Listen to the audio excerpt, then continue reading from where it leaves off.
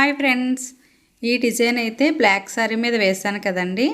అప్పుడు నేను వీడియో తీయడానికి అవ్వక నార్మల్గానే మీకు చూపిద్దాం సారీ ఎలా వచ్చింది అన్నట్టుగా వీడియో చేస్తే చాలామంది అడిగారనమాట. పెయింట్ వేసినప్పుడు ఈ డిజైన్ ఎలా వచ్చిందో, ఎలా వేస్తున్నారో మాకు చూపించరా అని చెప్పేసి. ఇంకా నిన్న షార్ట్ వీడియో ఒకటి పెట్టాను కదండి, 6 సారీస్ ఒక మేడం అయితే పంపించారని. ఇంకా అందులో ఒక సారీ తీసుకొని సేమ్ అదే డిజైన్ వేయమన్నారనమాట ఈవిడైతే. ఇంకెలాగో వేస్తున్నాను కదా అని ఈ సారీ అయితే ఎలా డిజైన్ చేస్తున్నాను ఏంటో మీరు చూసేయండి. ఈ డిజైన్కి అయితే షైనింగ్ పెయింట్స్ 4 కలర్స్ అయితే తీసుకున్నానండి. ఫ్లవర్స్కి అయితే 3 కలర్సును, ఇంకా లీఫ్లకి అయితే ఎలాగో గ్రీన్ వేస్తాం కదా, అది దాంతో 4 కలర్స్ అనమాట. అలాగే ఈ స్టెమ్కి ఇంకా లుక్ రావడం కోసం ఏం చేశానంటే అవుట్లైన్కి అయితే గోల్డ్ కోన్ యూస్ చేస్తున్నానండి. అలాగే మధ్యలో మిర్రర్స్ కోసం అయితే గ్లిటర్ కూడా యూస్ చేస్తాను. అలాగే స్టోన్స్ అవి కూడా అంటించి కొంచెం ఇంకా అట్రాక్టివ్గా కనిపించడానికి, అంటే మనకు పెయింట్ ఒకటే వేసినట్టుగా కాకుండా స్టోన్స్తో కూడా దీన్ని ఫిల్ చేస్తే ఇంకా ఎక్స్ట్రాడినరీగా చాలా లుక్గా ఉంటుందని చెప్పేసి ఈ విధంగా అయితే ఈ కొమ్మను రెడీ చేద్దాం అనుకుంటున్నాను. పూర్తిగా స్కిప్ చేయకుండా చూసినట్లయితే నేను ఎక్కడెక్కడ ఏమేమి అంటిస్తున్నానో, ఎలా రెడీ చేశానో మీకు అన్నీ కూడా పూర్తిగా అర్థమవుతుంది. మొన్న స్ట్రాబెర్రీ డిజైను పెయింటింగ్ వేసినప్పుడు కామెంట్స్ పెట్టారండి. ఆ కామెంట్స్కి అయితే ఇవాళ నేను రిప్లై ఇద్దాం అనుకుంటున్నాను. ఒక సిస్టర్ పెట్టారనమాట, ఇలాంటి స్ట్రాబెర్రీ డిజైను బార్డర్లా వేసి చూపించండి అని చెప్పేసి అడిగారు. కంపల్సరీగా చూపిస్తానండి. రాబోయే రోజుల్లో నా వీలుని బట్టి ఒకసారి అలా బార్డర్ వేసి కూడా చూద్దాం. అదే స్ట్రాబెర్రీ డిజైన్కి అయితే ఇంకొక కామెంట్ కూడా వచ్చిందండి.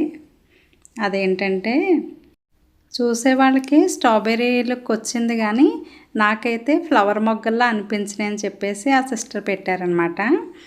ఇంకా ఒరిజినల్ స్ట్రాబెర్రీస్లా వేస్తే బాగుండు అని చెప్పేసి ఆ సిస్టర్ పెట్టారనమాట.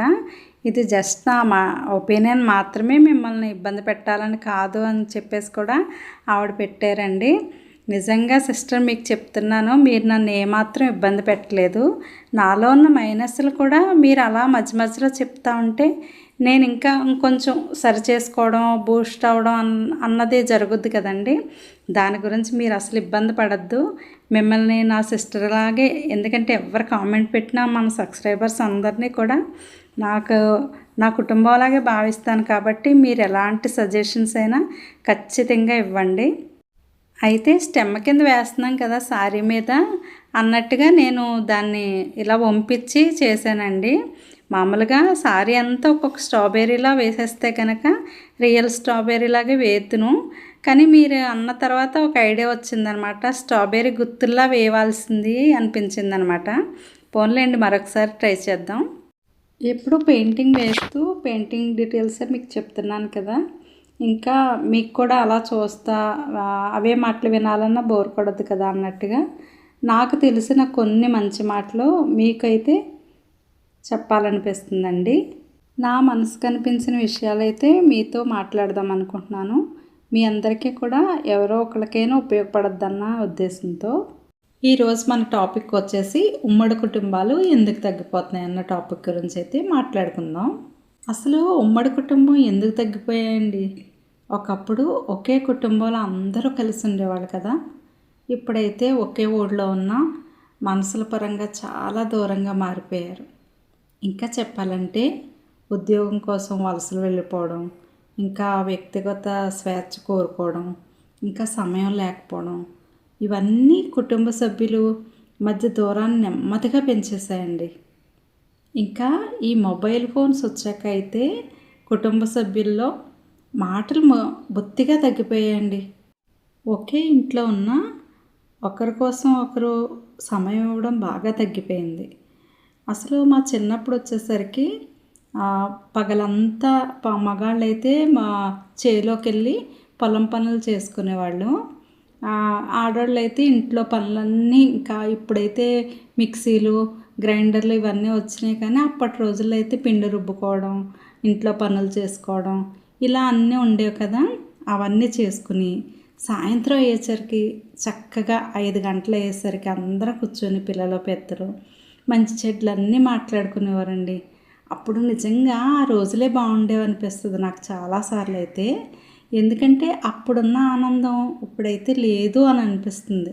ఇప్పుడైతే ప్రతి ఒక్కళ్ళు కూడా 10 మంది కూర్చున్నా 100 మంది కూర్చున్నా ఎవరి సెల్ ఫోన్లో వాళ్ళే బుర్ర పెట్టేస్తున్నారు తప్ప, అయ్యో మన చుట్టాలు మన బంధువులు వచ్చారు కదా ఈ ఫంక్షన్కి, అందరితో కలుపుగోలుగా మాట్లాడుకోవాలి, అందరితో కలిసిమెలిసి ఉండాలి, మంచి చెడ్డ మాట్లాడుకోవాలి, ఎవరి పరిస్థితులు ఎలా ఉన్నాయో ఇవన్నీ ఇప్పుడు ఉండట్లేదండి. నిజంగా ఆ రోజులే బాగా అనిపిస్తుంది నాకైతే. అసలు ఈ రోజుల్లో అయితే చిన్న గొడవలు అయితే చాలు ఇంకా మీరెంత మేమెంత అనుకుని దూరం బాగా పెంచేసుకుంటున్నారండి. మరి అప్పట్లో అయితే మా చిన్నప్పుడు అలా ఉండేది కాదు. చిన్న చిన్న గొడవలు ప్రతి ఇంట్లోనూ జరుగుతుంటాయి కదా, అందరూ కలిసి ఉమ్మడి కుటుంబంగా ఉండేవారేమో. అప్పుడు ఎవరొకరు పెద్దోళ్ళు వచ్చి ఆ గొడవకి ఒక సొల్యూషన్ ఇచ్చేవారనమాట. అలా చేసుకోకూడదు ఇలా చేసుకోకూడదని అటువైపు వ్యక్తిని ఇటువైపు వ్యక్తిని కూడా ఇద్దరిని కలిపి ఒక మాట మీదకి తీసుకొచ్చేవారు. ఈ రోజుల్లో అలాంటి సిట్యుయేషన్స్ అయితే అస్సలు కనిపించట్లేదండి. అసలు నేను చెప్పేది ఏంటంటే క్షమించి మనసు తగ్గినప్పుడు బంధాలు కూడా బలహీనపడతాయండి. ఇల్లు పెద్దగా ఉండటం వల్ల కుటుంబం గొప్పది కాదు. ఒకరిపై ఒకరికి ప్రేమ గౌరవం నమ్మకం ఉన్నప్పుడే నిజమైన కుటుంబం నిజంగా గొప్పదవుతుంది తెలుసా. డబ్బు జీవితానికి అవసరం కాదంటలేదు, కానీ బంధాలను కోల్పోయి సంపాదించే సంపద మనసుకి శాంతి లేదా నిజమైన ఆనందాన్ని ఎప్పటికీ ఇవ్వదండి. నేను ఇప్పటి పిల్లలకి చెప్పేది ఏంటంటే తల్లిదండ్రులను గౌరవించండి, అన్నతమ్ముళ్ళని అక్క చెల్లెల్ని గౌరవించండి. చిన్న చిన్న విభేదాలు ప్రతి ఇంట్లోనూ ఉంటాయండి, కానీ వాటన్నిటినీ పక్కన పెట్టి మాట్లాడుకోవడం అనే అలవాటుని మాత్రం ఎప్పటికీ వదలకండి. ఒక చెట్టుకి కొమ్మలు వేరేనా వేరు ఒక్కటే కదా, అలాగే కుటుంబ సభ్యులు ఎక్కడున్నా హృదయాలు కలిసి ఉంటే అదే నిజమైన ఉమ్మడి కుటుంబం అని నేను అంటాను. ఈరోజు ఒక నిర్ణయం తీసుకోండి మీ అందరూ కూడా. కోపాన్ని తగ్గిద్దాం, ప్రేమను పెంచుదాం, దూరాలను తగ్గిద్దాం, బంధాలను మరింత బలంగా మార్చుకుందాం. గుర్తుంచుకోండి, ఇల్లు కట్టేది డబ్బే, కానీ కుటుంబాన్ని నిలబెట్టేది మాత్రం ప్రేమ. ప్రేమ ఉన్న చోటే ఆనందం ఉంటుంది. అదే జీవితంలో నిజమైన సంపద అండి. ఈరోజు నేను చెప్పిన మాటలు కనుక మీకు నచ్చినట్లయితే తప్పకుండా సబ్స్క్రైబ్ చేసుకుని నా ఛానల్ ప్రోత్సహించండి. చూడండి, మీతో మాట్లాడితే చక్కగా స్టెమ్ అంతా ఇలా పూర్తి చేసేసాను. వేసిన తర్వాత కంప్లీట్ అయ్యాక చాలా బాగుందండి. ఇదిగో సారీ అంతా కూడా నేను ఇలా ఫిల్ చేసుకుంటూ సారీ మొత్తం పెయింట్ చేసానండి. వేసిన తర్వాత అయితే లుక్ ఇలా ఉంది. ఇంకా మీకు ఈ గోల్డ్ బార్డర్ అయితే చివర వేయడం చూపించలేదు, ఇంకా మీకు చాలా సారీస్ చూసారు కదా అన్నట్టుగా చివర కూడా అయితే ఇలాగ గోల్డ్ బార్డర్ వేసానండి.